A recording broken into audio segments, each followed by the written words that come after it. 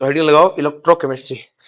तो जो इलेक्ट्रोकेमिस्ट्री की अपन बात करते हैं, बड़ा सिंपल सी कहानी है कि इलेक्ट्रोकेमिस्ट्री थोड़ा सा रेडॉक्स का फॉर्म है। क्या होता है इसमें, रेडॉक्स की चाहिए होता है ना, मतलब रेडॉक्स से ज्यादा नहीं, थोड़ा बहुत, मतलब एन फैक्टर रेडॉक्स से चमकता है यहाँ पे ना।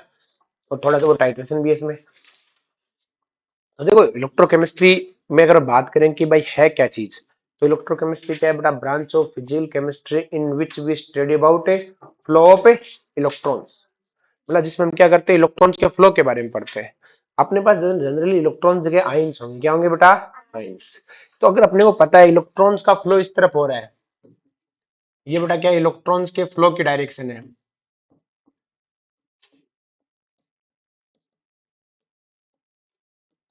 तो आपको फिजिक्स में पढ़ाया रखा है बेटा, इलेक्ट्रॉन के फ्लो के ऑपोजिट साइड में क्या रहता है बेटा, current.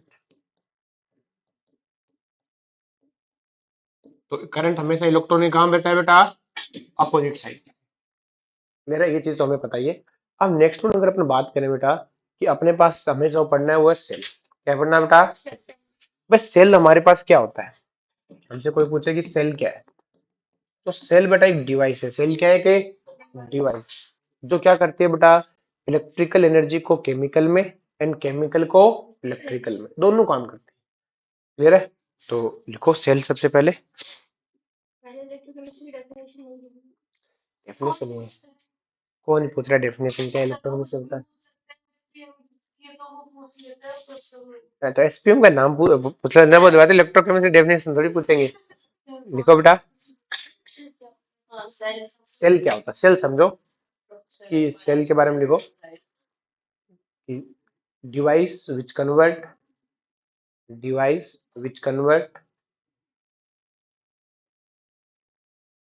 Electrical energy, device which convert electrical energy into chemical energy, device which convert electrical energy into chemical energy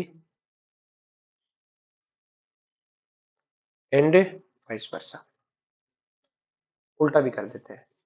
हमारे पास दो तरह के सेल होते हैं बेटा, एक होता है इलेक्ट्रोकेमिकल सेल। क्या होता है बेटा,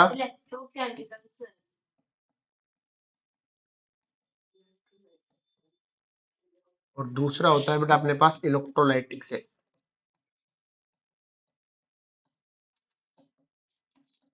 तो देखो नाम में पता है इलेक्ट्रोकेमिकल, कैसा सेल है, केमिकल सेल। केमिकल एनर्जी को किस में कन्वर्ट करेगा, इलेक्ट्रिकल एनर्जी में। केमिकल एनर्जी को किस में कन्वर्ट करेगा, इलेक्ट्रिकल एनर्जी में। इलेक्ट्रोलाइटिक सेल क्या है बेटा, कि इलेक्ट्रिकल एनर्जी को किस में कन्वर्ट करेगा, केमिकल एनर्जी में। तो जब आपका फोन डिस्चार्ज हो रहा होता है, तो वो क्या करता है बेटा, अपनी केमिकल एनर्जी को यूज करता है। किसको यूज करता है, केमिकल एनर्जी को। जब आप फोन चला रहे होते हैं तो उसकी जो बैटरी होती है वो क्या करती है, केमिकल एनर्जी को कन्वर्ट करके किस में कन्वर्ट करती है, इलेक्ट्रिकल में। जब आप फोन को चार्ज में लगाते हो तो बाहर से आप इलेक्ट्रिसिटी देते हो उसे, और जो इलेक्ट्रिसिटी को स्टोर कैसे करता है बेटा, केमिकल एनर्जी की फॉर्म में। जरा ऐसा नहीं कि बैटरी का ढक्कन खोल के भर लिया पानी की तरह। ठीक है, इलेक्ट्रिक एनर्जी आती है उसमें और किस में कन्वर्ट हो जाती है, केमिकल में। किस में कन्वर्ट हो जाती है, केमिकल में। अरे समझ में, अरे कुछ नहीं, वो खुल जाता है। अब तुम्हारे पास भी एक ऐसा ही। क्लियर है। तो सबसे पहले हेडिंग लगाओ बेटा, इलेक्ट्रोकेमिकल से। Electrochemical cell. अब इलेक्ट्रोकेमिकल सेल में अपन सबसे पहले पढ़ेंगे इलेक्ट्रोड के बारे में। किसके बारे में पढ़ेंगे बेटा, इलेक्ट्रोड की। इलेक्ट्रोड क्या होता है, तो इलेक्ट्रोड क्या होता है कि इलेक्ट्रोड एक कोई भी आपके पास कंडक्टिंग रोड होती है, जो क्या कंडक्टिविटी दिखाए। तो लिखो कंडक्टिंग रोड ऑफ मेटल और non metal. Conducting road of metal और नॉन मेटल। मेटल या नॉन मेटल की भी हो सकती है, ग्रेफाइट। ग्रेफाइट भी तो नॉन मेटल है, मोस्टली तो मेटल की होती है, लेकिन ग्रेफाइट भी होती है। अभी जो इलेक्ट्रोड होते हैं दो तरह के होते हैं, एक होते हैं इनर्ट इलेक्ट्रोड। क्या होते हैं बेटा, इनर्ट इलेक्ट्रोड। इनर्ट इलेक्ट्रोड क्या करते हैं बेटा, जो इनर्ट इलेक्ट्रोड होते हैं वो उनके उनके क्या, सेल में वो कोई भी रिएक्शन में अपने कोई रिएक्शन नहीं करते हैं, बस इलेक्ट्रिसिटी का फ्लो करते हैं। अपने जैसे जैसे अपने जैसे कॉपर यूज किया तो कॉपर 2+ में टूट भी जाता है, मतलब अपना कुछ करने लग जाता है, अपने ऑक्सीडेशन रिडक्शन करने लग जाता है, लेकिन इनर्ट इलेक्ट्रोड कुछ नहीं करता है। सिर्फ इलेक्ट्रिसिटी का फ्लो करते हैं। किसका फ्लो करते हैं? जबकि जो रिएक्टिव इलेक्ट्रोड होते हैं वो क्या करते हैं बेटा? पार्टिसिपेट करते हैं। रिएक्टिव इलेक्ट्रोड, और रिएक्टिव इलेक्ट्रोड में अपने पास क्या आती है? All metals, all metals. और जो इनर्ट है उनमें अपने पास आता है ग्रेफाइट, प्लेटिनम। ये रे, ये जनरली रिएक्शन है नहीं करते हैं। ये रे, ग्रेफाइट और डायमंड अब जनरली देखोगे अपन जनरली इन्हीं को यूज कर रहे होते हैं जब इनर्ट बनाना होता है। क्लियर है? जब अपन आगे चल के पढ़ेंगे तो जहां पे मुझे सिर्फ मैं चाहता हूँ सिर्फ इलेक्ट्रोड की तरह काम करे तो अपन ग्रेफाइट या प्लेटिनम को टांग देते हैं। क्लियर है? नेक्स्ट डेफिनेशन लिखो बेटा, हेडिंग लगाओ बेटा, इलेक्ट्रोड पोटेंशियल। Electrode potential.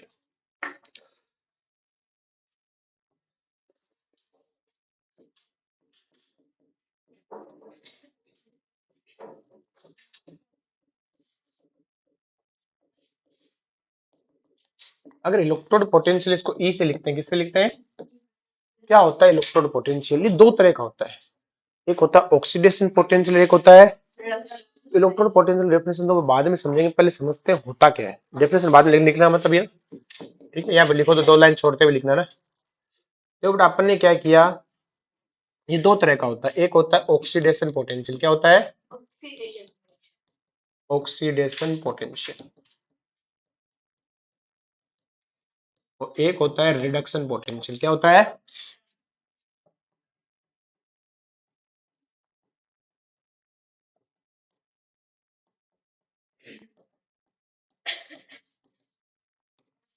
जो बेटा ऑक्सीडेशन पोटेंशियल क्या होता है, हमने क्या किया कि बेटा एक जिंक की रोड लगाई। किसकी रोड लगाई बेटा? जिंक की। हमारे पास यहाँ पे एक जिंक की रोड लगी हुई है। किसके लगी हुई है बेटा? जिंक की। और हमने इसमें ZnSO4 का सॉल्यूशन लिया है। किसका सॉल्यूशन लिया है बेटा? ZnSO4 का। क्लियर है? अब मुझे पता है मैं ऑक्सीडेशन पोटेंशियल चेक करना चाहता हूं तो क्या होगा बेटा कि where oxidation take place. Oxidation potential क्या है? वेयर ऑक्सीडेशन है टेक प्लेस, वहीं तो आएगा ऑक्सीडेशन पोटेंशियल। अब ऑक्सीडेशन करवाना है तो मुझे पता है ऑक्सीडेशन या तो जिंक का होगा या जिंक 2+ का होगा। यहाँ सॉल्यूशन में जिंक किस में है बेटा? जिंक +2 में। हमने रेडॉक्स में पढ़ रखा है इनका ऑक्सीडेशन स्टेट निकालना। और सिंपल सी कहानी है, मेरे पास दो, या तो जिंक या जिंक 2+ में से किसी एक का होगा। अब किसका होगा कि सर जिंक 2+ तो पहले से ऑक्सीडाइज है, तो गरीब को मार के क्या ही मिलेगा, तो किसका ऑक्सीडेशन होना चाहिए? जिंक का। अब मतलब किसका ऑक्सीडेशन होगा? जिंक का। तो Zn सॉलिड है बेटा, वो किस में कन्वर्ट होगा? Zn2+ और 2 इलेक्ट्रॉन। बोलो कोई दिक्कत है इसमें? जिंक जिंक सॉलिड किस में जाएगा बेटा? जिंक 2+ और 2 इलेक्ट्रॉन। ये बात समझ में आई? अब सर कि आपको क्या पता जिंक 2+ में जाएगा? तो जनरली तो अपने बड़ा ऑक्सीडेशन स्टेट पता होती है, अगर ना भी पता हो तो काम चल जाएगा कि जो सॉल्वेंट में जिंक 2+ उससे ज्यादा जाना ही नहीं है। सॉल्वेंट में दिख रहा है जिंक +2 में, तो मतलब बाजार भाव क्या चल रहा है? +2 का चल रहा है, तो +2 में जाएगा। मैं जिंक का तो भाई दिख जाए ना, साइड में इलेक्ट्रोलाइट दे रखा है, मतलब इसकी जनरली कितनी है? जिंक +2 में जाएगा। तो ये किसका क्या हो गया बेटा? Reduction potential, oxidation potential. और ऑक्सीडेशन पोटेंशियल को इस तरह से रिप्रेजेंट करते हैं बेटा, ई Zn से Zn+2 में। ये इसका क्या है बेटा? Oxidation potential. ई Zn से, बोलो कोई दिक्कत है? अगर मुझे इसका रिडक्शन पोटेंशियल लिखना होता तो कैसे लिखता है? Zn2+ से, बोलो कोई दिक्कत है? ये चीज समझ में आई बेटा? नेक्स्ट देखो बेटा, हमें पढ़ना है रिडक्शन पोटेंशियल। क्या पढ़ना है बेटा? Reduction potential. हमारी बात समझ में? तो ये तो ऑक्सीडेशन पोटेंशियल समझ में आ गया। सॉल्यूशन। अब देखो किसी पोटेंशियल कहां बना, पोटेंशियल तो बताया नहीं आपने, आपने ऑक्सीडेशन बताया। तो देखो ध्यान से, ये तो लिखने का तरीका होगा। पोटेंशियल कहां बना, क्योंकि बेटा यहां से देखो जिंक टूट के किस में आएगा? सॉल्यूशन में आएगा। जिंक +2 की फॉर्म में किस में आएगा बेटा? जिंक +2 की फॉर्म में सॉल्यूशन में आएगा। अगर सॉल्यूशन में जिंक +2 आएगा मतलब सॉल्यूशन पे कैसा चार्ज आ जाएगा बेटा? पॉजिटिव चार्ज आ जाएगा। क्या चार्ज आ जाएगा? और जिंक 2+ तो सॉल्यूशन में चला जाएगा, लेकिन इलेक्ट्रॉन तो अपने इस रोड पे रह जाएंगे, मेटल रोड पे रह जाएंगे। दोनों कोई दिक्कत है? तो अपने रोड पे कैसा चार्ज है? नेगेटिव। और सॉल्यूशन में कैसा चार्ज है? पॉजिटिव। क्योंकि बेटा जिंक +2 टूट के अंदर चला गया, ऑक्सीडेशन हो रहा है, और इलेक्ट्रॉन मेटल रोड पे रह गए, तो मुझे एक बात बताओ, इस पे नेगेटिव चार्ज, इस पे, और आपको पता है पोटेंशियल डिफरेंस जनरेट होगा यहाँ पे, और आपने फिजिक्स में पढ़ा है बेटा पोटेंशियल की चार्ज क्या होगा बेटा, डायरेक्शन क्या होगी बेटा, पॉजिटिव से नेगेटिव। तो पॉजिटिव से नेगेटिव के बीच में पोटेंशियल जनरेट हुआ कि नहीं हुआ। अब इसी पोटेंशियल का नाम है ऑक्सीडेशन पोटेंशियल, और लिखते कैसे हैं, Zn से Zn2 प्लस। ये तो अपने गलत लिख दिया, क्या बेटा, जिंक 2 प्लस, मतलब जनरली लिखूं तो मैं ऐसे लिखूंगा ई एम से, सॉरी ई एम से एम एन प्लस में, चार्ज हो सकता है ना अलग अलग वेरिएबल, बोलो कोई दिक्कत है। ये हमारा हो गया ऑक्सीडेशन पोटेंशियल। अगर यही चीज मुझे रिडक्शन पोटेंशियल के लिए देखनी है, तो सेम कंटेनर लिया, सेम बट आपकी जिंक की रोड ली, सेम कंटेनर लिया, सेम बट आपने जिंक की रोड ली, सेम वही सॉल्यूशन रख दिया, और अब की बार यहाँ पर भी क्या है बेटा, ZnSO4 क्या है बेटा, मैंने कहा रिडक्शन होना चाहिए, तो रिडक्शन किसका करें, जिंक का कि जिंक 2 प्लस का, जिंक 2 प्लस का। तो जिंक 2 प्लस क्या करेगा बेटा, 2 इलेक्ट्रॉन लेगा और किस में चला जाएगा, Zn सॉलिड में कन्वर्ट हो जाएगा। बोलो कोई दिक्कत है, इससे इसमें तो कोई दिक्कत नहीं, जिंक 2 प्लस में 2 इलेक्ट्रॉन लिया और किस में कन्वर्ट हो गया, Zn सॉलिड में। क्लियर है। अब की सिंपल सी कहानी है कि सॉल्यूशन में से जिंक 2 प्लस है, वो 2 इलेक्ट्रॉन लेके Zn2 में चला जाएगा, तो सॉल्यूशन में बचेगा क्या, SO4 2 माइनस बचेगा।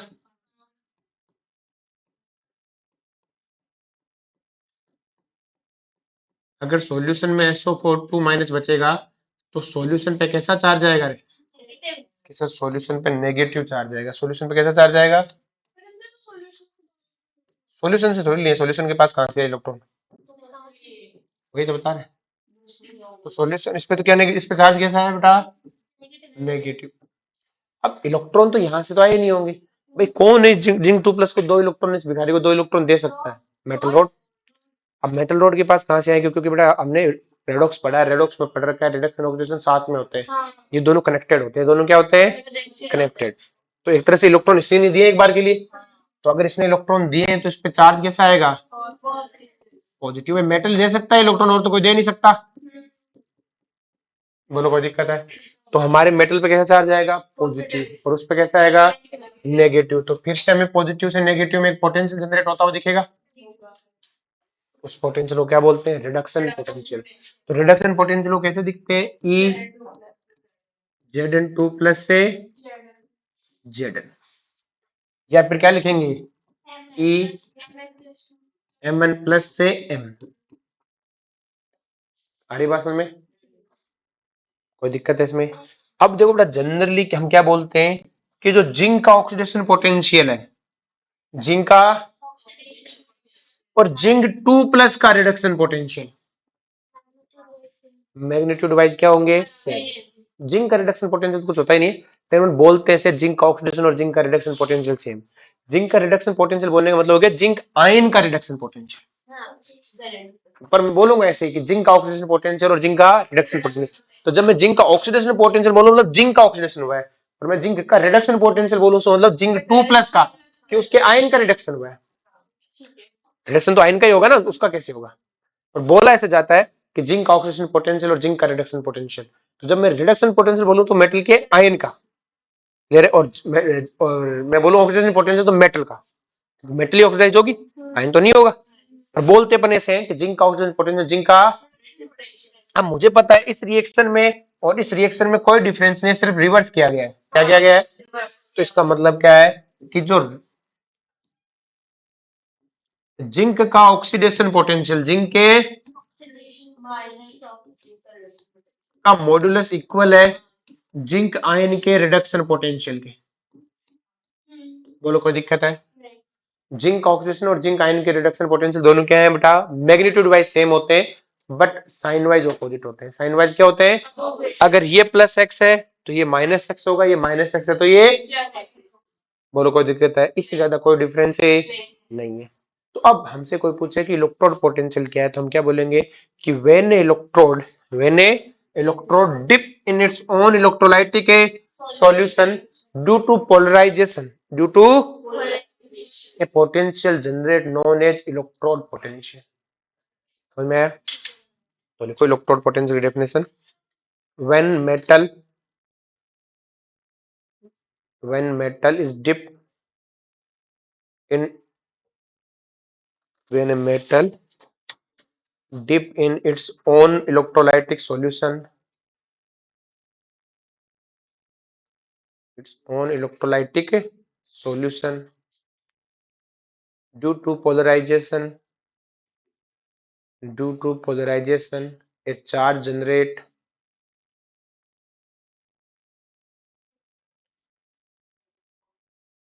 known as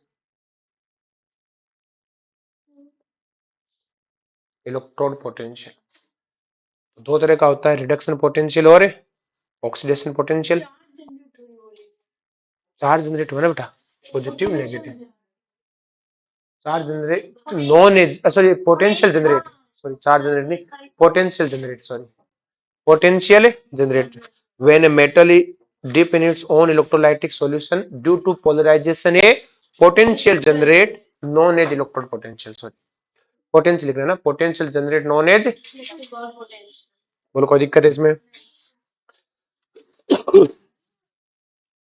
ऑक्सीडेशन पोटेंशियल में क्या लिखोगे? व्हेन ऑक्सीडेशन टेक प्लेस, और रिडक्शन पोटेंशियल में इसे नोट डाउन कर लो बेटा।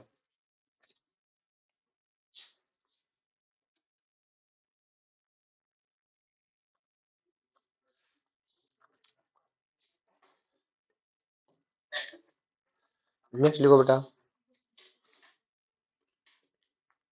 Magnitude of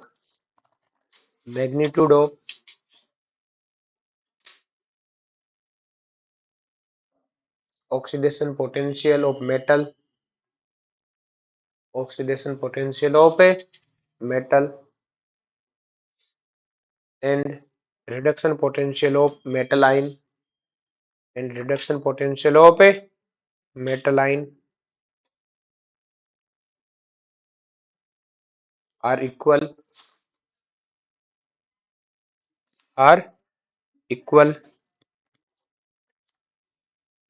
but opposite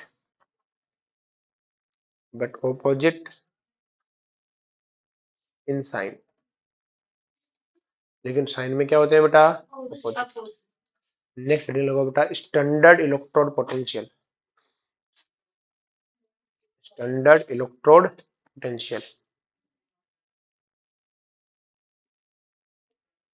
standard electrode potential. इसको ई नोट से लिखते हैं, कैसे लिखते हैं बेटा? ये एक इंटेंसिव प्रॉपर्टी होती है, कैसी होती है? जबकि ई एक्सटेंसिव होता है। तो लिखो when pressure is 1 bar, when pressure is 1 bar, when pressure is 1 bar, temperature is 298 Kelvin, when pressure is 1 bar, temperature is 298 Kelvin and concentration is 1 molar, then electrode potential known as standard electrode potential। ये note से लिखते हैं इसको। अब तो हमें क्या है कि बेटा ऑक्सीडेशन पोटेंशियल तो मेटल का होता है, मेटल आयन का रिडक्शन पोटेंशियल, दोनों पढ़ने की जरूरत नहीं है, एक को पढ़ लो। और अपने पास जनरली क्या है कि सारी चीजें रिडक्शन पोटेंशियल में लिखी हुई है, तो क्यों ऑक्सीडेशन पोटेंशियल में पढ़े उल्टा पढ़े, फिर हर जगह उल्टा उल्टा सोचे। जैसा लिखा हुआ उसी में चलने देते हैं, मोस्ट ऑफ बुक्स ने वैसा लिखा है तो अपने वैसा चल देते हैं, ताकि क्वेश्चन करने वाने में दिक्कत है ना है। अपने एनसीईआरटी ने वैसा लिख रखा है सब कुछ, ठीक है। जैसे डी ब्लॉक है, ब्लॉक पढ़ते हैं उनमें सब उन्होंने ऐसा ही लिखा है, हर जगह जहां पर भी लिखा रिडक्शन पोटेंशियल के बेस पर डिफाइन किया सबको, तो अपन भी रिडक्शन पोटेंशियल में पढ़ लेते हैं, कोई दिक्कत तो है ही नहीं, कोई रीजन नहीं। बस एक पैटर्न पे चल दिया सबने, तो फिर वही सभी उसी पैटर्न पे चलते रहे। क्लियर है? तो सबसे पहले लिखो बेटा इलेक्ट्रोकेमिकल सीरीज, इलेक्ट्रोकेमिकल सीरीज। तो इलेक्ट्रोकेमिकल सीरीज क्या होती है बेटा? ध्यान से, कि इलेक्ट्रोकेमिकल सीरीज क्या है बेटा? Reduction potential of metal ion, reduction potential of metal ion, मतलब मेटल आयन की क्या रिडक्शन पोटेंशियल क्या होती है बेटा? सीरीज। हम मेटल आयन की जगह नॉन मेटल बोल सकते हैं, क्योंकि नॉन मेटल भी आते हैं ना, तो अपने ऐसा बोल सकते हैं रिडक्शन पोटेंशियल की सीरीज है। किसकी सीरीज है बेटा? रिडक्शन मतलब जितने भी एलिमेंट थे उनके सबका रिडक्शन निकाला, सबका क्या निकाला, रिडक्शन। नॉन मेटल भी आएंगे। तो जैसे अपने पास सीरीज लिखो,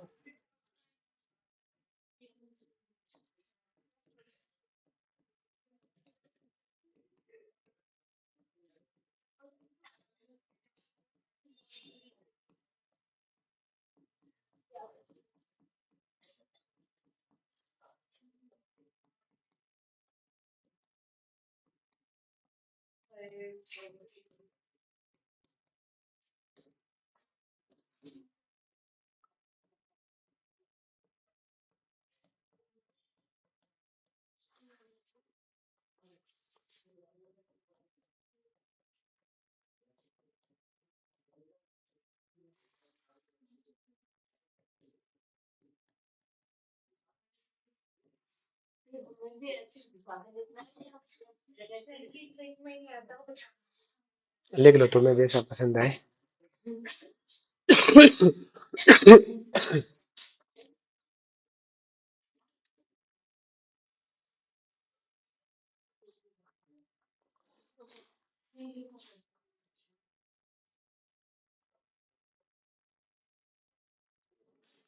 अब जो मरकरी वाले में क्या पंगा है, ध्यान से सुनो कि मरकरी दो तरह से आती है, एक यहाँ पर भी आती है और एक है यहाँ पर भी आती है।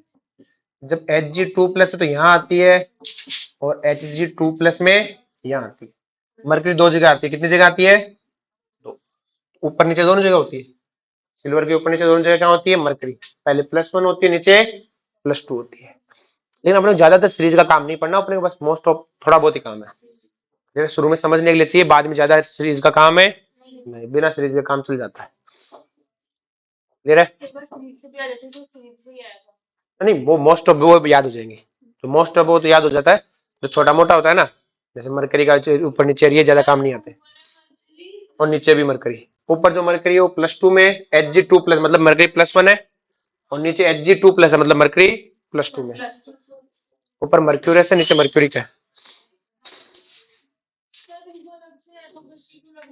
इनको मैंने लिखा है बेटा कि यहाँ पे भी मरकरी होता है, यहाँ पर भी मरकरी होता है। ऐसे बहुत H2 बीच में लिखा नहीं था मैंने, ठीक है, कोई बात नहीं, ऐसे कोई प्रॉब्लम नहीं, वो जगह थी ना, जगह नहीं बची हुई थी इसलिए साइड में लिख दिया। अब थोड़ा ध्यान से कि ये जो इलेक्ट्रोकेमिकल सीरीज है ना, ये रिडक्शन पोटेंशियल बनी हुई है।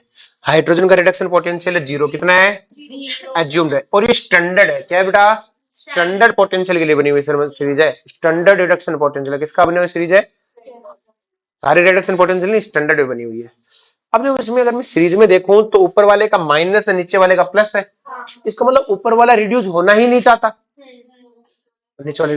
भाई तो हमें पता है कि भाई जो रिडक्शन पोटेंशियल नेगेटिव दिखा रहा है मतलब क्या हुआ, वो रिड्यूस नहीं होना चाहता, तभी तो नेगेटिविटी फैला रहा है, और नीचे वाले पॉजिटिव है, इसका मतलब क्या है, तो नीचे वाला रिड्यूस होना चाहता है, क्योंकि वैसे फ्लोरीन आपको पता सबसे इलेक्ट्रॉन छीनने की कोशिश करता है। क्लियर है? तो सिंपल सी कहानी अपने पास क्या है बेटा, कि नीचे वाला रिड्यूस होगा, नीचे वाला क्या होगा, नीचे वाला,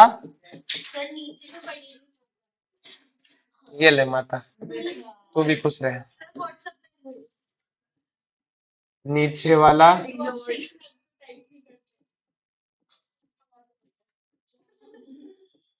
रिड्यूस होगा।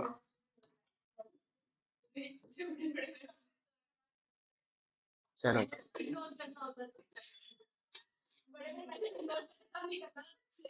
बस ठीक है माता, बस नीचे वाला क्या होगा, रिड्यूस होगा। बोलो कोई दिक्कत है? तो नीचे वाला रिड्यूस होगा मतलब क्या होगा, ध्यान से समझो, एक बात नहीं, सॉरी, नीचे वाला क्या होगा बेटा, रिड्यूस। अब नीचे वाला रिड्यूस होगा मतलब सिंपल सी कहानी है, अगर नीचे वाला रिड्यूस होगा तो दूसरों को ऑक्सीडाइज करेगा, तो नीचे वाला क्या है बेटा, तो जो ऑक्सीडाइजिंग एजेंट है वो डाउन टू ग्रुप क्या होगा बेटा, ऑक्सीडाइजिंग एजेंट की सीरीज है वो नीचे जाने पे क्या होगी बेटा, इंक्रीज होगी, या फिर मैं सीधा लिख देता हूँ ना, ऐसे कंफ्यूज हो जाओगे। ये वाला क्या है बेटा, बेस्ट ऑक्सीडाइजिंग एजेंट,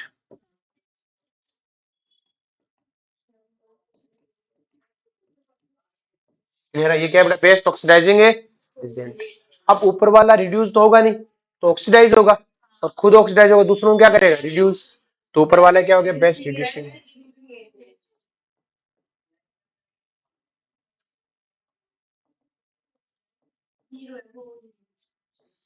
अब हमें ये याद ही नहीं, जरूरत नहीं, हमें तो सीधा याद रखना नीचे वाला रिड्यूस होगा बस। नीचे वाला क्या होगा, तो मतलब जब तक ऊपर वाला रहेगा नीचे वाला ऑक्सीडाइज नहीं हो सकता उसकी आंखों के सामने। तो क्लियर है। हाँ, जैसे हमसे क्वेश्चन लिख दिया, क्या ये रिएक्शन पॉसिबल है क्या, Li प्लस KCl रिएक्ट करके बनाते हैं LiCl प्लस के, तो क्या लिथियम ऑक्सीडाइज हुआ है और उसके सामने उसका नीचे वाला रिड्यूस हुआ है, तो कोई दिक्कत नहीं है। लेकिन अगर मैंने लिखा कि बेटा ZnSO4 है, वो रिएक्ट करता है Cu से और बनाता है CuSO4 प्लस Zn, क्या ये पॉसिबल है क्या, क्योंकि जिंक के सामने कॉपर ऑक्सीडाइज हो रहा है, जिंक के रहते तो ये हो नहीं सकता, मतलब ये रिएक्शन पॉसिबल है नहीं है। इसी तरह से मैंने लिखा कि CuSO4 है, वो रिएक्ट करता है Hg से और फॉर्म करता है Hg2SO4, ये भी पॉसिबल है नहीं है। सारी बात में। तो यहां से हमसे क्वेश्चन क्या पूछता है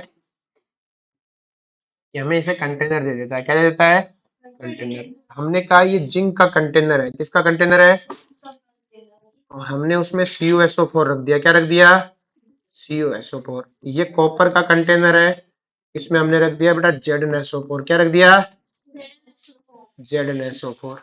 इसी तरह से हमारे पास एक सिल्वर का कंटेनर है बेटा, उसमें हमने रख दिया CuSO4, क्या रख दिया, CuSO4। और एक है बेटा कि कॉपर का ही कंटेनर है, लेकिन उसमें हमने भर दिया AgNO3, क्या भर दिया, वो पूछता है कि किस में रख सकते हो किस में नहीं रख सकते। तो देखो बेटा सिंपल सी कहानी है कि अगर आपने ऐसा किया तो देखो जिंक क्या देखेगा, कॉपर को जैसे भरा वो कॉपर को पूछेगा तो ऑक्सीडाइज है क्या, मैं ऑक्सीडाइज हूँ, कि मेरे जीते जीते तो ऑक्सीडाइज है नहीं, तुझे क्या होना पड़ेगा, रिड्यूस, और रिड्यूस होना पड़ेगा, मतलब यहाँ पे क्या होगी बेटा, रिएक्शन क्या होगी बेटा, जिंक CuSO4 से रिएक्शन करेगा और क्या बना देगा, ZnSO4 प्लस Cu। तो हमारा बर्तन भी खराब हो जाएगा और हमारा सॉल्यूशन भी खराब हो जाएगा। हमने तो CuSO4 रखा था, वो जिंक SO4 में कन्वर्ट हो जाएगा, बर्तन और खराब हो जाएगा, तो घाटा ही घाटा है। तो ये रखना आसान, सही बात है नहीं है। इसी तरह से कॉपर और ZnSO4 में पूछूं तो ZnSO4 कॉपर को पूछे तो रिड्यूस है क्या, हमें तो रिड्यूस हूं, तो ठीक है पढ़ा रहे, नीचे को जिनके सामने रिड्यूस होना चाहिए तो आप रख सकते हो, कोई दिक्कत है नहीं है। जैसे ही बेटा मैं Ag और CuSO4 में देखूंगा तो CuSO4 Ag को पूछा तो रिड्यूस जाएगा कि हाँ रिड्यूस हूँ, पढ़ा मर, मुझे कोई दिक्कत है नहीं है, तो आप ऐसे रख सकते हो। लेकिन अगर आपने ये रखने की कोशिश की तो कॉपर AgNO3 को तो ऑक्सीडाइज है कि मेरे रहते ऑक्सीडाइज, ये तो तुझे पॉसिबल ही नहीं है, तुझे तो रिड्यूस होना, मतलब AgNO3 से रिएक्शन करेगा और क्या बन जाएगा, CuNO3 का ट्वाइस प्लस 2Ag। ऐसे आप नहीं रख सकते, मतलब क्या हुआ कि सिंपल सी कहानी है कि किसको रख सकते हैं, कि ऊपर वालों को नीचे वालों के बर्तन में रख सकते हो, देख लो, जिंक को अपने से नीचे वाले में रख दिया, Cu को अपने से नीचे वाले में रख दिया, मतलब किस बर्तन में रख सकते हैं बेटा, ऊपर वालों को नीचे वालों के बर्तन में रख सकते हैं, मतलब कंटेनर बर्तन, ये की बात है। क्या समझ में आया, ऊपर वालों को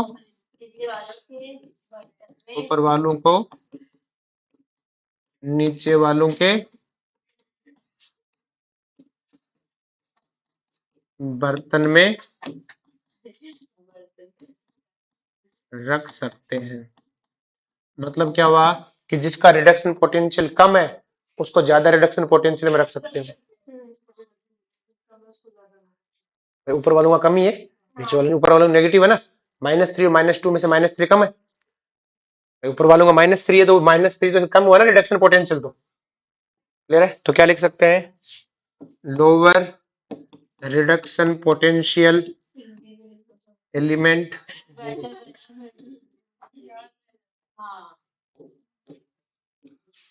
कम रिडक्शन पोटेंशियल वालों को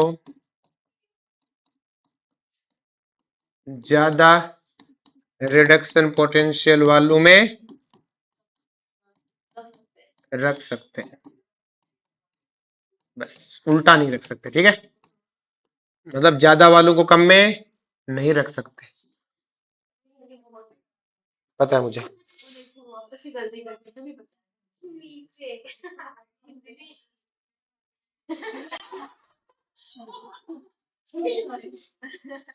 मैं चेक करता रहता हूँ तुम्हें हिंदी आती है कि नहीं आती है, इसलिए मैं छोटी छोटी गलतियां करता रहता हूँ। हाँ तो भाई तो पुराना यूज करते हैं ना। चलो जी, फटाफट लिखो इसे। तो ये चीज सबको समझ में आ गई बेटा। अब इसके हमारे पास मॉड्यूल में क्या होता है, क्वेश्चन गिवन होते हैं। क्वेश्चन में वो क्या करता है बेटा, सब रिडक्शन पोटेंशियल दे देता है और हमसे पूछता है इनमें से कौन सा अच्छा रिड्यूसिंग एजेंट है। तो आप जब भी डाटा दिया हो ना तो सबकी रिडक्शन पोटेंशियल लिख लो। ऑक्सीडेशन दिया है ना तो मत करो। जैसे आपको डाटा दिया सबकी रिडक्शन, किसी का ऑक्सीडेशन देगा किसी का रिडक्शन, तो सबका रिडक्शन पोटेंशियल लिख लो, उल्टा करना ही तो है। तो सबका रिडक्शन पोटेंशियल लिखा। उसके बाद क्या करो बेटा कि वो पूछे सबसे बेस्ट ऑक्सीडाइजिंग एजेंट कौन सा है, तो हमें पता है नीचे वाला सबसे बेस्ट ऑक्सीडाइजिंग एजेंट और ऊपर वाला सबसे बेस्ट है रिड्यूसिंग एजेंट। तो प्लस 0.34 माइनस 0.76 से बड़ा ही माना जाएगा। -2 और -3 है तो -2 वाला बड़ा होगा। नॉर्मल ऑर्डर है वही से देखना है, हमारी बात में उसी में देखना है, साइन वाइज देखना है, साइन वाइज ऑर्डर देखना है किसका ज्यादा है। क्लियर है, उसमें अरेंज करो। अब वो लेन में से ऑक्सीडाइजिंग, एक और चीज आता है ऑक्सीडाइजिंग पावर और रिड्यूसिंग पावर, हमने रेडॉक्स में पढ़ा था। ऑक्सीडाइजिंग पावर किस काम आती है, दूसरों के मुक्का मेरे में मुक्का मारने ताकत तुम पे मारूंगा ना। क्लियर है, तो जैसे तुम में अगर मुक्का मारने की ताकत, तुम खुद को मारते हो क्योंकि तुम पागल हो, मैं तो नहीं हूं। क्लियर है, तो सिंपल सी रिड्यूसिंग पावर, तो जिसमें पावर वो क्या करेगा दूसरों पे यूज करेगा। तो हमें पूछ लेता है इनमें से रिड्यूसिंग पावर किसकी ज्यादा है, तो सिंपल रिड्यूसिंग पावर पूछी है तो दूसरों को रिड्यूस करे, खुद का ऑक्सीडाइजेशन करे। तो खुद का ऑक्सीडेशन कौन करेगा, जिसका रिडक्शन पोटेंशियल कम है। क्या बात समझ में आई बेटा, ये लिख लिया सबने। अब जो बेटा ध्यान से, हमसे क्या पूछता है, रिएक्टिविटी ऑफ नॉन मेटल। क्या पूछता है बेटा, रिएक्टिविटी ऑफ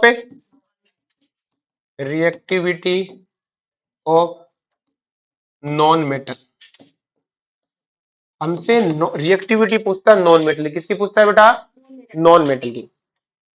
अब बेटा नॉन मेटल की रिएक्टिविटी का, नॉन मेटल कब रिएक्टिव होता है बेटा, जब वो रिड्यूस हो। भाई नॉन मेटल क्या है बेटा, डोज रिड्यूस, या जो क्या करता है बेटा, गेन ऑफ इलेक्ट्रॉन। भाई नॉन मेटल की आदत क्या है, गेन ऑफ, कि भाई नॉन मेटल क्या करेगा, गेन ऑफ इलेक्ट्रॉन करेगा, उसकी आदत है वो इलेक्ट्रॉन गेन करने की कोशिश करेगा। क्या करेगा बेटा, गेन करने की। अगर वो गेन करने की कोशिश करेगा तो उसका क्या होगा बेटा, रिडक्शन होगा। और उसका रिडक्शन होगा तो सिंपल सी कहानी, जितना ज्यादा रिडक्शन होगा उतना ही क्या होगा, रिडक्शन पोटेंशियल हाई होगा। इसका मतलब मैं कह दूं नॉन पोटल की, नॉन मेटल है उसकी क्या बोलते हैं रिएक्टिविटी है, वो रिडक्शन पोटेंशियल के क्या है बेटा, डायरेक्टली प्रोपोर्शनल। क्योंकि बेटा नॉन मेटल वही है जो अपने आप को रिड्यूस करे, मतलब इलेक्ट्रॉन का गेन करे। जितना इलेक्ट्रॉन का जल्दी गेन करेगा उतना ज्यादा रिडक्शन होगा, और जितना रिडक्शन ज्यादा होगा उतना रिडक्शन पोटेंशियल है ज्यादा होगा।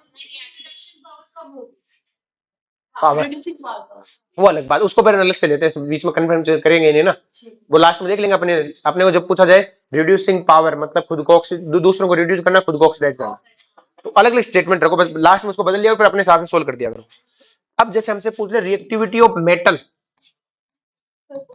रिएक्टिविटी ऑफ मेटल, अगर मुझसे मेटल की रिएक्टिविटी पूछे, मेटल कौन है बेटा, जो क्या करे बेटा, लूज ऑफ इलेक्ट्रॉन। क्या करे बेटा, लूज ऑफ, और बेटा जो इलेक्ट्रॉन का लूज करेगा उसका उसका क्या होगा बेटा, और अगर बेटा उसका ऑक्सीडेशन होगा तो ऑक्सीडेशन पोटेंशियल क्या होगा बेटा, हाई।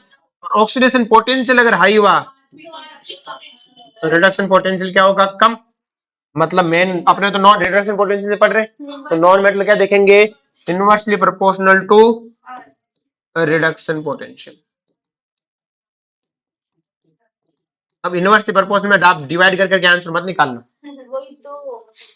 डिवाइड नहीं करना आपको, देखना एक का -2 एक का -3 है, तो -3 वाला कम है। अरे बात वैल्यू से डिवाइड करके, वो फॉर्मूला नहीं है, समझने के लिए कि एक का रिडक्शन पोटेंशियल, एक मेटल उसका -2 एक का -3 है, तो इसका रिडक्शन पोटेंशियल कम इसका ज्यादा, जिसका कम वो ज्यादा रिएक्टिव। ऐसे नहीं कि 1/2 1/3 करूंगा तो सिर्फ 1/3 तो छोटा आ रहा है, ऐसा कुछ नहीं करना, ठीक है।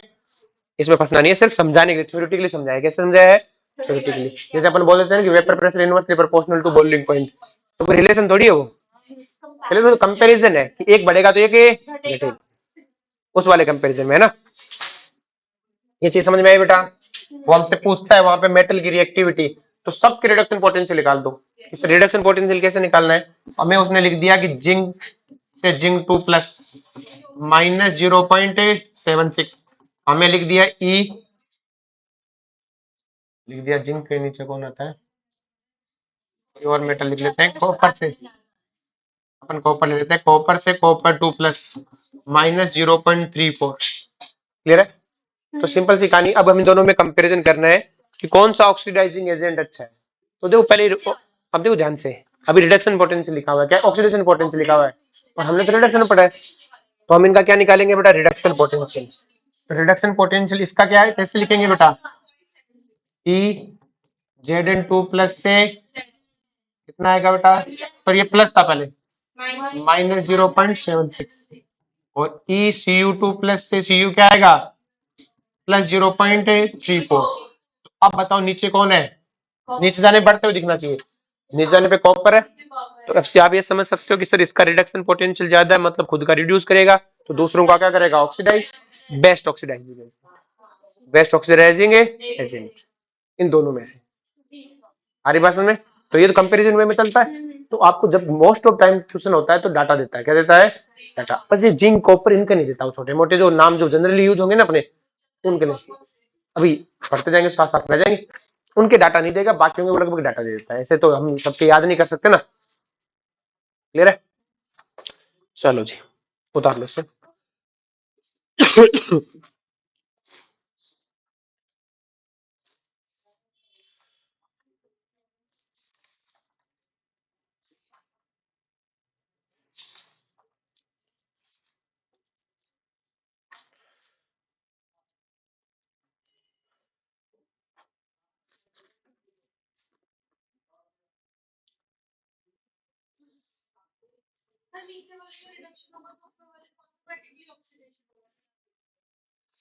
कंपेरिजन में चलता है, जिंक की जगह कोई और आया तो उसका होगा, तो ये तो ऑर्डर वाइज चलने वाली चीज है ना। नेक्स्ट देखो बेटा, galvanic cell, galvanic cell, galvanic cell क्या है बेटा, इलेक्ट्रोकेमिकल सेल है, तो देखो it's a electrochemical cell, electrochemical cell, ये इलेक्ट्रोकेमिकल क्या है बेटा, सेल। अब दो बेटा, ये जो अपन अभी जो सेल पढ़ेंगे सब वोल्टिक सेल है, कौन सी सेल है, ये वोल्टेज डिफरेंस पे चलेंगे, क्या चलेंगे, तो हम गैल्वेनिक सेल को क्या बोलेंगे, इट्स ए वोल्टिक सेल, कैसा सेल है बेटा, ये वोल्टेज डिफरेंस पे चलने वाले सेल है। अपन लास्ट में एक फ्यूल सेल भी पढ़ेंगे, जो किस पे चलता है बेटा, फ्यूल पे, उसमें कंबंशन होता है, उसमें क्या होता है, कंबंशन, तो आपने क्या लिख दिया, it's a voltaic cell. Next लिखो बेटा कि गैल्वेनिक सेल बहुत सारे होते हैं, हमें उनमें से जो पढ़ना हुआ है डेनियल, तो लिखो डेनियल सेल।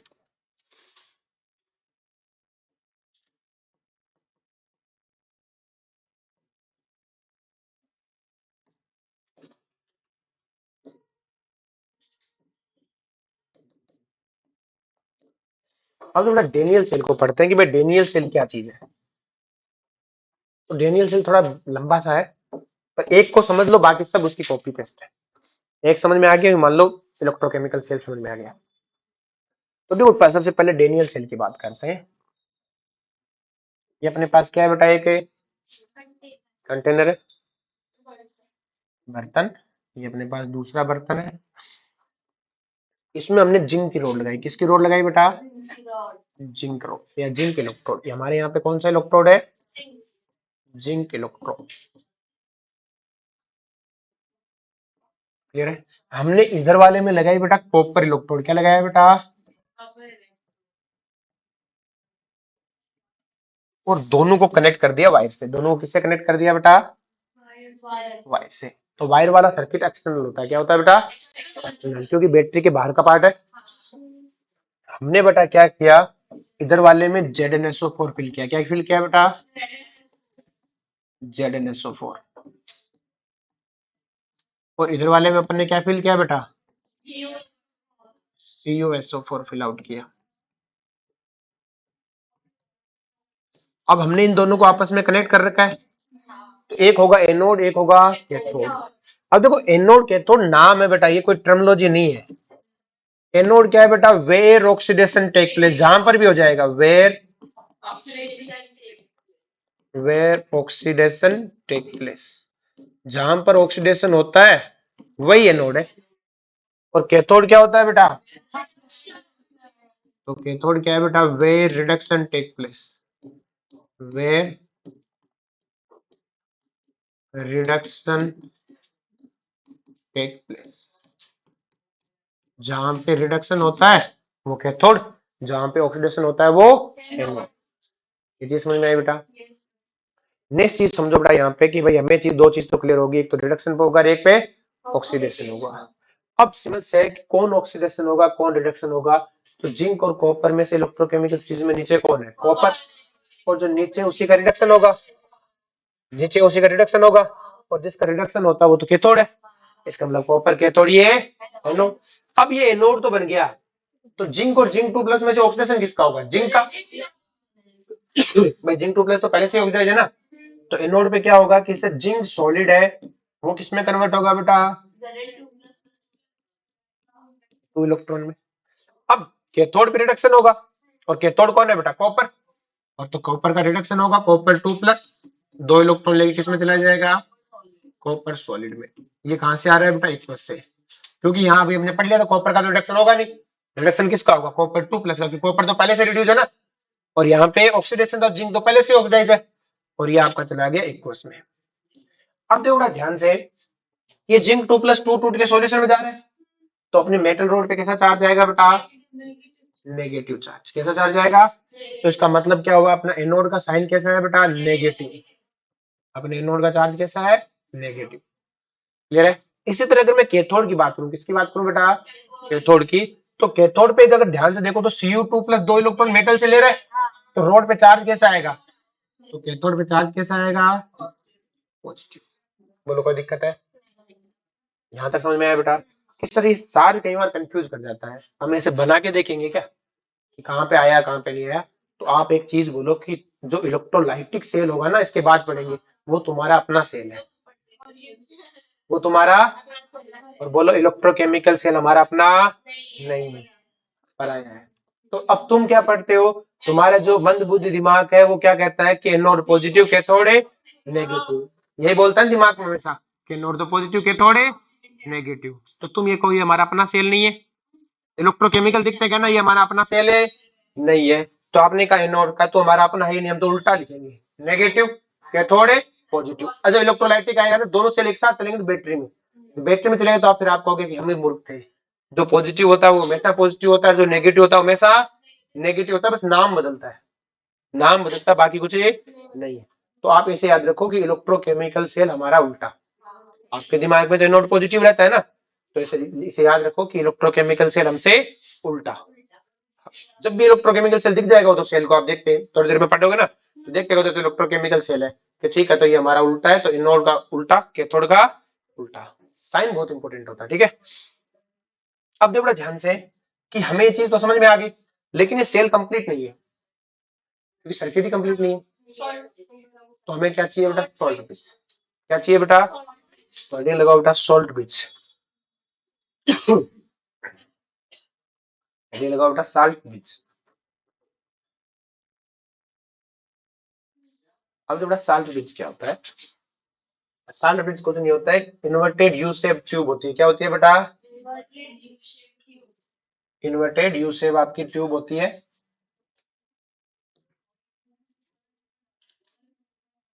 ये अपने पास जिंक है, ये अपने पास क्या है बेटा, कॉपर। इन्वर्टेड एक यू शेप ट्यूब होती है जिसमें इलेक्ट्रोलाइट भरा होता है। इसमें क्या भरा होता है, ये फिर से बनाना अलग से ना, रफली बना लेना, सुंदर सुंदर बनाने की जरूरत नहीं है ना, जो मेन डायग्राम उसमें छेड़छाड़ मत करना। साल्ट ब्रिज को अलग से पढ़ लेंगे तो उसी में लिख लेंगे ना। तो साल्ट ब्रिज क्या है बेटा, लिखो inverted U shape tube, inverted U shape tube. थोड़ी जगह छोड़ के बना लेते हैं, नीचे तो जगह अच्छा नहीं रहता, ठीक है, बना लिया, बढ़िया सुंदर। Inverted U shape tube in which, inverted U-shaped tube in which strong electrolyte are filled, in which strong electrolyte are filled in the form of a gel, in the form of a gel। और jail का नाम होता है बेटा अगर jail. क्या नाम होता है? अगार या अगार जेल, ये क्या होता है? ये क्या जेल का नेम है, ये जेल का क्या है बेटा? नेम। जेल के टाइप होते हैं, वैसे जेल का ये क्या है बेटा? नाम है। अलग अलग तरह तरह के जेल बनते हैं, तो ये एक अगर जेल है। अब हमें नहीं बनना कि कैसे बनाते हैं। तुम्हें पता है क्या? बढ़िया बात है। अबे,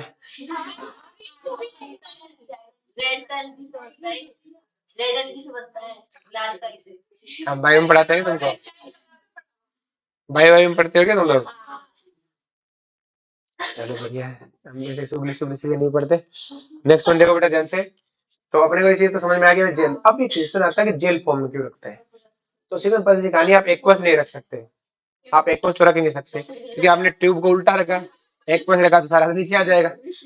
अब सिंपल सी कहानी कि सर नीचे क्यों आ जाएगा? नीचे पॉलिथीन बांध दो। अगर पॉलिथीन बांध दोगे तो फिर किसी काम का नहीं है। क्लियर है? तो पॉलिथीन में तो छेद कर दोगे तो पानी नीचे नहीं आ जाएगा। तो फिर उसमें भी तो बाहर निकल जाएगा सोल्यूशन। चलो धीरे धीरे। अब तो ध्यान से, अगर अपन बात करें ध्यान सुना है पीछे। लेकिन अगर इसमें जेल भरने से क्या फायदा होता है बेटा? अपन जेल भर के या कॉटन लगा देते हैं। क्या लगा देते हैं? तो कॉटन लगाने के बाद जेल क्या करता? फ्लो नहीं करता। जेल क्या नहीं करता बेटा? फ्लो नहीं करता। लेकिन उसमें से आयंस तो फ्लो कर जाएंगे फिर, क्योंकि वो पानी के एक्वस का टच है और खुद नीचे आ नहीं रहा कि कॉटन लगा रखे हैं। क्लियर है?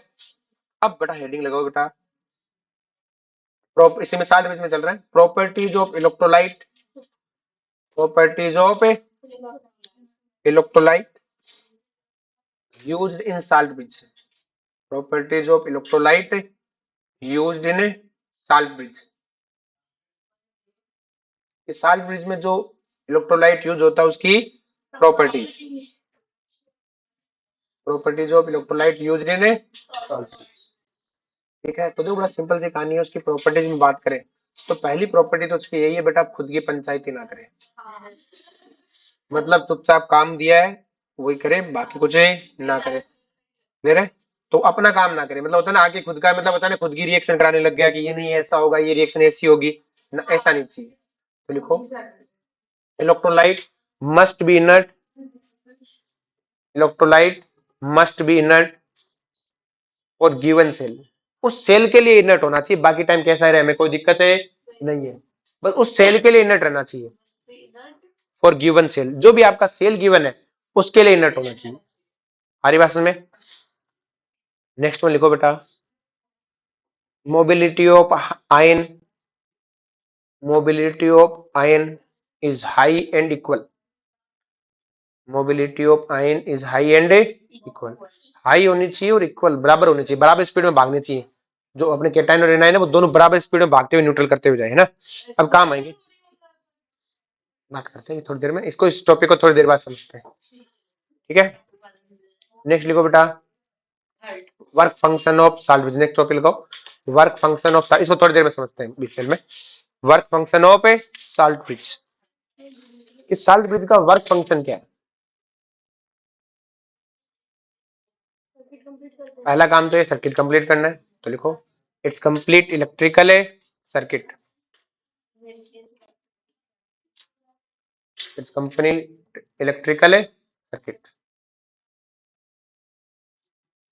ये हमारा इलेक्ट्रिक सर्किट को क्या करे बेटा? कंप्लीट करे। क्लियर है? दूसरा लिखो बेटा it maintain electrical neutrality. It maintain electrical neutrality in the cell.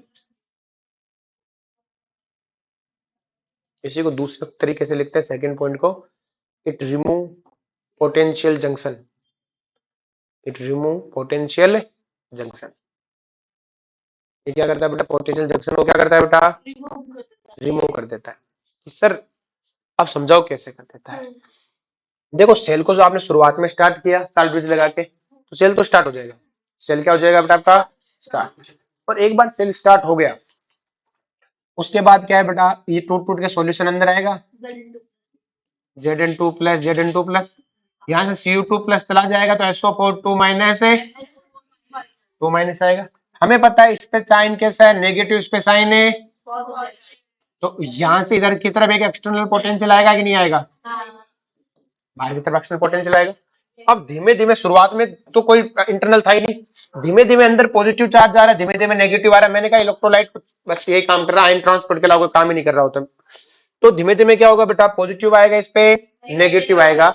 तो सिंपल सी कहानी, यहाँ पॉजिटिव यहाँ नेगेटिव, तो अंदर भी पॉजिटिव चार्ज आने लग गया, अंदर इसके अंदर एक पोटेंशियल जनरेट हो जाएगा जो कि खुद पॉजिटिव से नेगेटिव की तरफ होगा, इधर पॉजिटिव इधर है। तो शुरुआत में सेल का एक्सटर्नल ही रहेगा और इंटरनल तो रहेगा ही नहीं, तो शुरुआत में तो सेल अपना चलने लगेगा, धीमे धीमे धीमे इंटरनल बनने लगेगा और वो थोड़ी देर बाद में एक्सटर्नल को क्या कर जाएगा बेटा, बराबर कर जाएगा। और जैसे बराबर किया और दोनों की डायरेक्शन ऑपोजिट है, तो क्या दोनों एक दूसरे को कैंसिल आउट कर देंगे, और जैसे कैंसिल आउट किया ई नेट क्या आ जाएगा, जीरो। सेल ने काम करना बंद कर देगा, सेल काम करना, पोटेंशियल रही ना, सेल का पोटेंशियल जीरो हो गया, अब सेल तो खराब, फिर हमें फेंक के दूसरा लाना पड़ेगा। क्लियर है? लेकिन अपन क्या करते हैं, सेल पूरा यूज नहीं हुआ ना अभी, चलो ऐसा सेल खत्म होता ही है, लेकिन तो पूरा यूज ही नहीं हुआ, उससे पहले गड़बड़ होगी ना, तो हम क्या करते हैं इसमें स्ट्रॉन्ग इलेक्ट्रोलाइट भर देते हैं साल्ट ब्रिज में। अब स्ट्रॉन्ग इलेक्ट्रोलाइट जैसे आपने KCl भर दिया, क्या भर दिया, KCl भर दिया, तो जैसे यहां से जिंक 2+ टूट के आता है, Cl- इधर पहुंच जाता है, हमने कहा इधर 4 Cl- पहुंच गए और इधर 4 है K+ पहुंच गए, तो क्या ये न्यूट्रलाइज हो गया बेटा, ये वाला भी न्यूट्रलाइज हो गया, तो सेल को न्यूट्रलिटी कर दिया बेटा, प्लस ये न्यूट्रलाइज हो गया तो इंटरनल तो अपने आप ही हट जाएगा, इंटरनल तो फौरन ही हट गया, तो सिर्फ एक्सटर्नल बचेगा और ई नेट आता रहेगा, ई नेट पोटेंशियल है,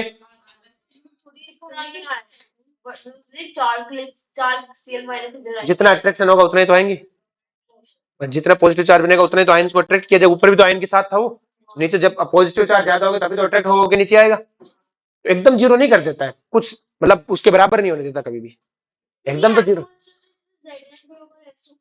तो बड़ा एग्जॉस्ट चांस है, सुनो, तो ZnSO4 जो पहले से था बेटा, वो तो न्यूट्रलाइज है ना, जितना जिंक उतना SO4 है, तो न्यूट्रलाइज है ना बेटा ऑल ओवर, तो जिंक 2+ एक्स्ट्रा आ रहा है तो उसके कारण एक्स्ट्रा पॉजिटिव चार्ज आ रहा है ना, उसी से तो Cl अट्रैक्ट होगा, जितना जिंक उतना SO4 उतना न्यूट्रलाइज तो है वो, एक्स्ट्रा देख के तो नीचे खींच रहा है, बोलो कोई दिक्कत है, और न्यूट्रलाइज कर देता है, और न्यूट्रलाइज तो एक तो समझ में आ गया, न्यूट्रलिटी मेंटेन कर देता है, दूसरा अगर अंदर न्यूट्रलिटी मेंटेन होगी तो इंटरनल तो खत्म, और जंक्शन का मतलब क्या होता है, जहां दो रास्ते मिलते हैं, तो जहां दो पोटेंशियल बनते थे उनमें से एक को खत्म कर दिया, तो जंक्शन तो अपने आप ही खत्म हो गया। आपके सर वर्क फंक्शन तो इसका समझ में आ गया, लेकिन मोबिलिटी हाई क्यों होनी चाहिए, तो देखो मोबिलिटी इसलिए हाई होनी चाहिए कि मान लो आपका जिंक 2+ बन गया, या SO4 2- बन गया, और आपका इलेक्ट्रोलाइट कहता है कल सुबह जाके न्यूट्रल करूंगा, मतलब बहुत धीमे धीमे स्पीड से नीचे जाता है भाई, जहां से Cl- एकदम धीमे धीमे स्पीड में आता है, यहाँ पोटेंशियल बन के सेल बन, फिर जाके न्यूट्रल करता है, फिर आके, अगर मोबिलिटी, वो तो स्पीड है ना बेटा, चलने की स्पीड भी तो होगी ना इनकी, गहरा इनकी स्पीड सेम नहीं होती ना, मोबिलिटी सबकी सेम नहीं होती, हमें पता साइज पे डिपेंडेंट होती है, तो मोबिलिटी सबकी सेम होती, कोई गारंटी हाई होनी चाहिए, हाई होनी चाहिए मतलब साथ में जाने चाहिए दोनों, एक तरफ न्यूट्रल हो गया एक तरफ न्यूट्रल नहीं हुआ तो इधर इक्विलिब्रियम आ जाएगा, तो इधर वाला टूटना बंद हो जाएगा, इक्विलिब्रियम भी तो चलता है ना यहाँ पे, तो सिंपल सी कहानी स्पीडली होना चाहिए और बहुत तेजी से जाना चाहिए, जैसे पॉजिटिव चार्ज बने भाग के आए, जैसा नेगेटिव चार्ज बने भाग के जाए, तभी सेल प्रॉपर काम कंटिन्यूअसली काम कर रहा होगा, वरना क्या होगा, लाइट देगा बंद हो जाएगा, लाइट देगा थोड़ी देर बंद हो जाएगा, फिर वापस लाइट देगा, क्लियर है, तो फिर तुम्हारी लाइट थोड़ी तुम्हारा डिस्को बन जाएगा, बताओ, क्लियर, तुम पढ़ोगे तो नहीं इस लाइट में, आ रही बात समझ में, क्लियर है, तो चीज समझ में आ गया बेटा, डिस्चार्ज तो अलग से समझा रहे हैं ना धीमे धीमे, ये चीज तो समझ में आया बेटा, डिस्चार्ज को अलग समझाते हैं, यहाँ तक समझ में आ गया बेटा, इसको 60 का काम वाम समझ में आ गया, इसको नोट डाउन कर लिया, कर लो इसे नोट डाउन,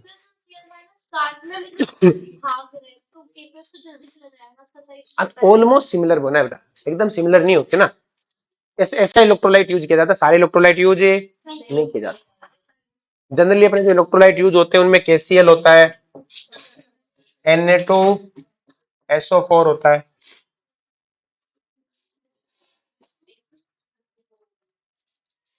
अगर देखो बेटा ध्यान से, अगर हमारा एक सेल में Hg होता, क्या होता बेटा, जैसे Hg+ आ रहा है, तो हम उसमें KCl यूज नहीं कर सकते थे, क्योंकि अगर Ag प्लस होता और Cl माइनस नीचे आता तो Cl माइनस आगे अपनी नोटिंग करता, पंचायती करता, Ag प्लस को नीचे प्रेसिपिटेट कराता। ये कहता नहीं नहीं Ag प्लस नीचे रहेगा, मतलब अपनी पंचायती कर रहा है। तो जब Ag का सेल होगा ना तो उसमें केसीएल यूज नहीं हो सकता, मतलब जिसमें प्रेसिपिटेशन होता है। जनरली ध्यान रखना, Ag का हो जाता है, लेड का हो जाता है, ये Cl के साथ क्या हो जाता है बेटा, प्रेसिपिटेट हो जाते हैं। ध्यान रखिए, Ag है, Pb है, ये लेड के साथ क्या बना लेते हैं बेटा, प्रेसिपिटेशन। और आपने जनरली देखा हो कि इन्हीं को आपने उसमें केमिकल इक्विलिब्रियम में जब सोल्युबिलिटी पढ़ाई थी तो इन्हीं की पढ़ाई थी, Ag PbI2 यही यूज हो रहे थे जनरली। ये प्रेसिपिटेट हो जाते, मतलब ये स्प्रिंगली सोल्यूबल होते हैं ना, जो स्प्रिंग सोल्यूबल होने का पीपीटी बनेगी, तो खूब सोल्यूबल होते हैं उनकी पीपीटी नहीं बनती। इसलिए अपन टॉलरेंस में वो जो रिएक्शन होता है सेपरेशन का, उसमें ये यूज करते हैं एनडीआई। वो तो बेटा अलग चीज है, वो तो उसमें नहीं, जो टोलुइन रिएक्टेंट है उसमें तो बेटा वो Ag प्लस प्रेसिपिटेट होता है, वो इसके कारण नहीं होता, उसमें तो वो Ag बन जाता है, रिडक्शन रिएक्शन होती है, रेडॉक्स होता है, तो Ag प्लस से Ag में आ जाता है बेटा सिल्वर साल्ट से, तो Ag तो पूरा प्रेसिपिटेट होगा ना, मेटल बन जाता है, मेटल लाइन तो घुला होता है, उसमें Cl का कोई रोल नहीं होता ना। यहाँ तक समझ में आया बेटा? लिख ले, लिखाने की थोड़ा जल्दी से लिखो, चले। अब जो बेटा अपने सेल पे आते हैं फिर से,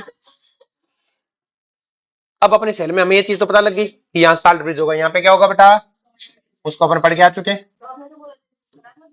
तो ये इतना डंडा ही लगाना है ना, बाकी चीजें थोड़ी कर रहे हैं इसमें, क्लियर है? उसमें तो बहुत सारे इधर इधर करके आए थे, नहीं भरा हुआ सोल्यूशन दिखाएंगे नहीं। अब थोड़ा ध्यान से कि ये हमारी एनोड हाफ सेल रिएक्शन, इसे क्या बोलते हैं, और इसे क्या बोलते हैं बेटा, वो पूछता है anode half cell cathode half cell. Full cell जो रिएक्शन होगी बेटा, क्या होगी बेटा, फुल सेल रिएक्शन।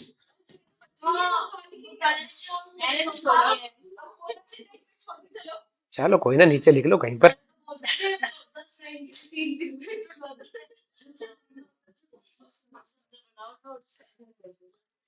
नीचे लिख लो, जगह छोड़ के वो बना दिया उसके बाद नीचे लिख लो कहीं पर, हाँ खुद के हिसाब से ध्यान से। अब जो फुल सेल रिएक्शन की खासियत क्या होती है, उसमें कभी इलेक्ट्रॉन नहीं होने चाहिए। क्यों? क्योंकि बेटा अगर एक सेल है तो जितना एनोड पे रिलीज हुआ उतना कैथोड पे एब्जॉर्ब हुआ है, क्लियर है? तो जैसे अब इसमें दो इलेक्ट्रॉन, इसमें दो इलेक्ट्रॉन, तो कोई दिक्कत नहीं है। अगर मान लो इसमें एक होता और इसमें दो, तो इसको दो से मल्टीप्लाई करते, क्या करते हैं, और फिर जोड़ते। अभी तो सीधा जोड़ेंगे, तो Zn solid plus Cu2 plus aqueous किस में कन्वर्ट होगा बेटा, Cu solid plus Zn2 plus aqueous. ये क्या आ गई बेटा आपकी cell reaction. Full cell reaction की खासियत होती है उसमें इलेक्ट्रॉन नहीं होने चाहिए। अगर किसी आपने दो रिएक्शन जोड़ी और इलेक्ट्रॉन आ गए तो ध्यान रहे वो बेटा वो सिर्फ नहीं, बैलेंस नहीं, क्या बैलेंस करने की कोशिश करो फिर भी नहीं हो रहा है, इलेक्ट्रॉन आ ही रहा है, तो इसका मतलब वो सेल नहीं है। ऐसे जस्ट एक इलेक्ट्रोकेमिकल रिएक्शन है, क्या बेटा इलेक्ट्रोकेमिकल है रिएक्शन है, लेकिन वो सेल नहीं है। और सेल नहीं है तो जो अभी पढ़ रहे हैं वो उस पर लगाएंगे भी नहीं, उसके लिए अलग से पढ़ेंगे फ्रॉस्ट डायग्राम नाम से, ठीक है? वो सेल नहीं है, वो क्या नहीं है बेटा, सेल तो वही है जिसमें इलेक्ट्रॉन ना आए, मतलब आप मल्टीप्लाई करके जोड़ो तो इलेक्ट्रॉन नहीं आना चाहिए। हमारी बात समझ में? तो हमें ये चीज समझ में आ गया कि बेटा इसमें सेल, इसमें इलेक्ट्रॉन है नहीं है, ध्यान दे इस बात का, सेल में इलेक्ट्रॉन है नहीं आएगा।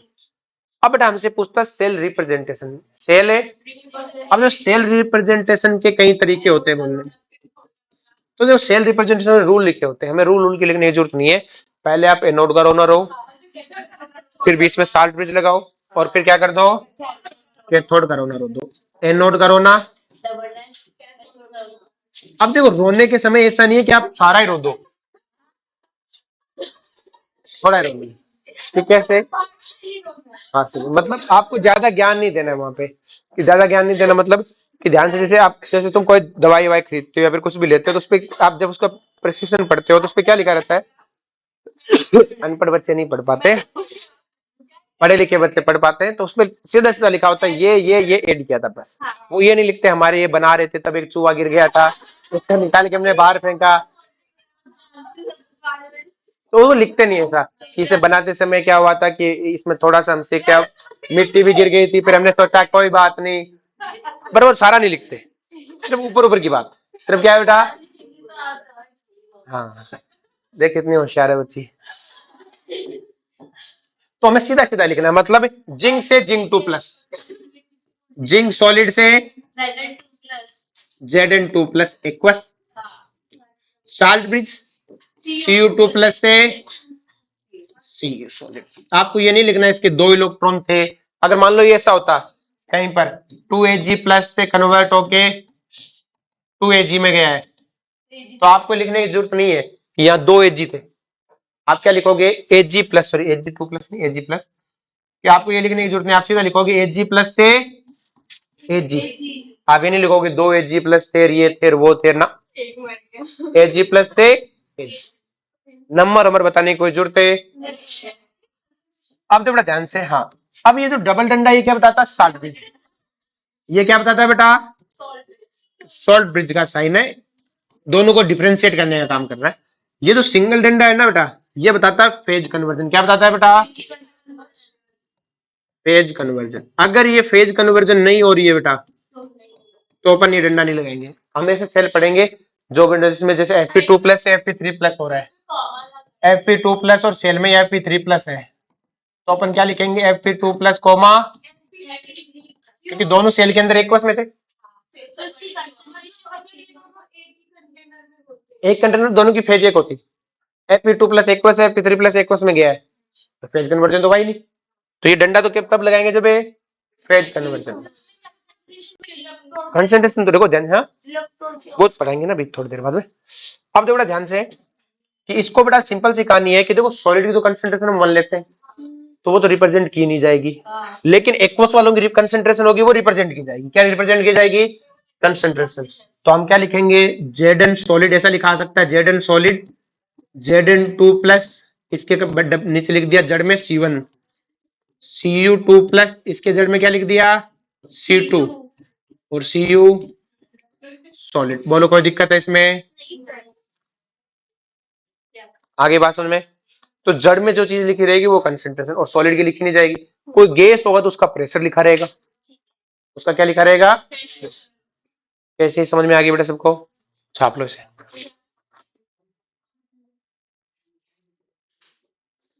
चलो जी आगे चले। तो लिखो लिख लो।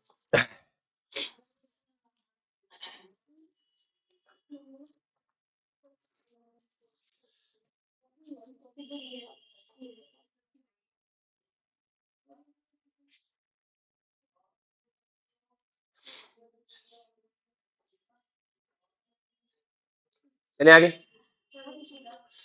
नेक्स्ट देखो बेटा, अगर अपने से ऐसे लिख दे कि आपको एक सेल दे दे जिसमें Cu है और CuSO4 यूज किया गया है, Ag और AgNO3 यूज किया गया है।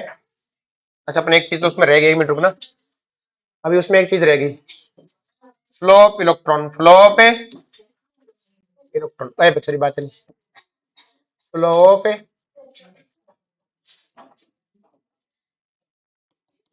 अगर अपन इलेक्ट्रॉन की फ्लो की बात करें, में जगह थोड़ी है, जैसे इसे मिटा लेते हैं ना, लिख तो लिया है तुमने,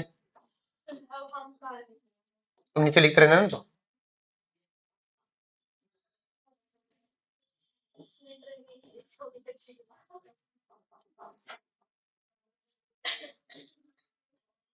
अब ना बात करते हैं बेटा हमने सबसे पहले फ्लोप इलेक्ट्रॉन की। किसकी बात करते हैं बेटा?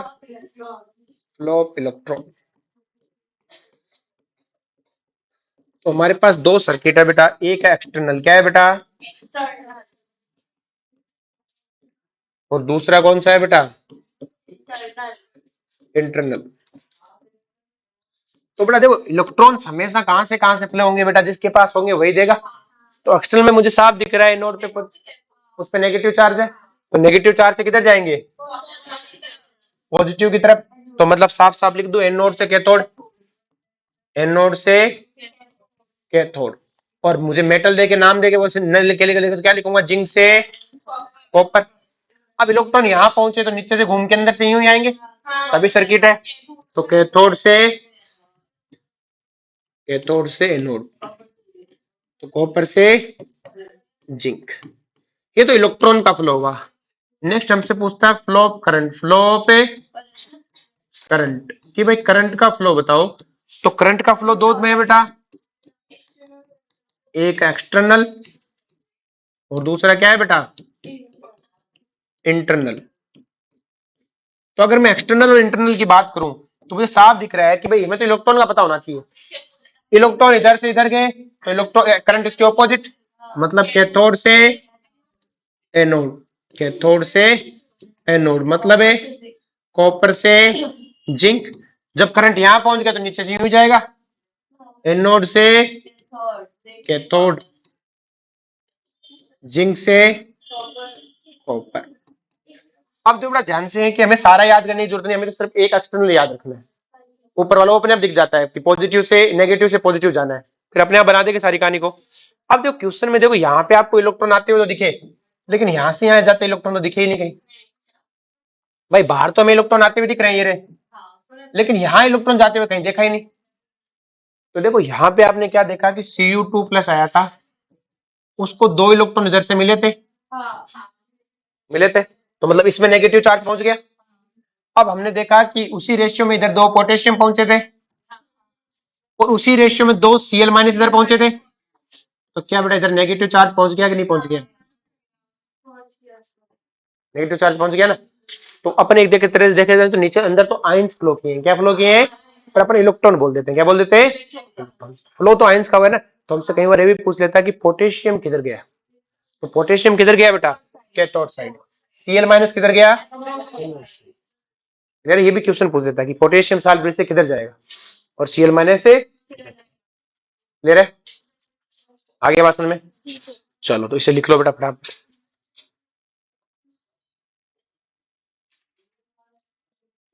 चले आगे, नेक्स्ट देखो बड़ा ध्यान से, ये चीज सबको क्लियर हो गई बेटा। नेक्स्ट अपने पास है बेटा, जैसे मैंने आपको क्वेश्चन दिया कि Hg है वो HgNO3 में डिप किया हुआ है और Cu किस में डिप किया हुआ है बेटा, CuSO4 में। तो हमें सब कुछ बताना है जो यहाँ था। तो एक तो हमें पहले बताना है एनोड पे क्या हुआ, एक हमें बताना है कैथोड पे क्या हुआ। तो आपको सबसे पहले तय करो कि इन दोनों में से एनोड और कैथोड है कौन है। तो बेटा Ag नीचे है तो ये तो कैथोड है और ये एनोड है, तो एनोड ऑक्सीडेशन होगा, तो Cu और CuSO4 में Cu का ऑक्सीडेशन होगा, तो Cu सॉलिड किस में जाएगा, Cu2+ और 2 इलेक्ट्रॉन्स में। कैथोड कौन है बेटा, तो यहाँ रिडक्शन होगा तो Ag तो पहले रिड्यूस है, किसका होगा, इलेक्ट्रॉन लेके किसमें जाएगा, Ag में। अब आपको पता है कि बेटा कि सिंपल सी कहानी है कि ये हमारा सेल नहीं है, हमारा सेल नहीं है, तो बेटा सिंपल सी कहानी है जो हम सोचते हैं उसका उल्टा, मतलब एनोड कैसा नेगेटिव, कैथोड कैसा पॉजिटिव। फुल सेल रिएक्शन पूछे तो इसको 2 से मल्टीप्लाई करना होगा, Cu सॉलिड से 2Ag+ रिएक्शन करके क्या बनाएंगे, Cu2+ 2Ag solid. Cell representation क्या होगा, Cu सॉलिड किस में कन्वर्ट हो रहा है, Cu2+ किसी कंसेंट्रेशन C1 पे, Ag+ Ag में कन्वर्ट हो रहा है। हमारी बात में नेक्स्ट देखोगा ध्यान से, फिर हमसे करंट पूछेगा, क्या पूछेगा, करंट। तो हम तो मैं तुम्हें सिर्फ फ्लो ऑफ इलेक्ट्रॉन बता दूं बेटा एक्सटर्नल सर्किट का, बाकी अपने आप आ जाएंगे। फ्लो ऑफ इलेक्ट्रॉन, तो बेटा देखो फ्लो ऑफ इलेक्ट्रॉन के लिए इतना करने की भी जरूरत नहीं है, एक बार तय हो गया कि ये कैथोड है, ये क्या है और ये क्या है बेटा एनोड, तो इस पे चार्ज नेगेटिव क्योंकि हमारा अपना नहीं है, और ये पॉजिटिव क्योंकि हमारा अपना नहीं है, नेगेटिव से पॉजिटिव। तो एक्सटर्नल सर्किट का आ गया बेटा नेगेटिव से पॉजिटिव, मतलब कॉपर से Ag। अब वो जो भी पूछे बाहर से निकाल दो सारा, इतना सही पड़ा है अपन, बोलो कोई दिक्कत है, पक्का। कल अपन पढ़ेंगे, देखो आज अपने इलेक्ट्रोड पोटेंशियल पढ़ा था इलेक्ट्रोड का, कल हम पढ़ेंगे सेल पोटेंशियल। क्या पढ़ेंगे बेटा, पूरे सेल का क्या पोटेंशियल आया ओवरऑल, वो तो एक एक इलेक्ट्रोड का पढ़ा है ना अभी तो, अब अपन पूरे सेल का पढ़ेंगे, वो अपन कल पढ़ेंगे, ठीक है।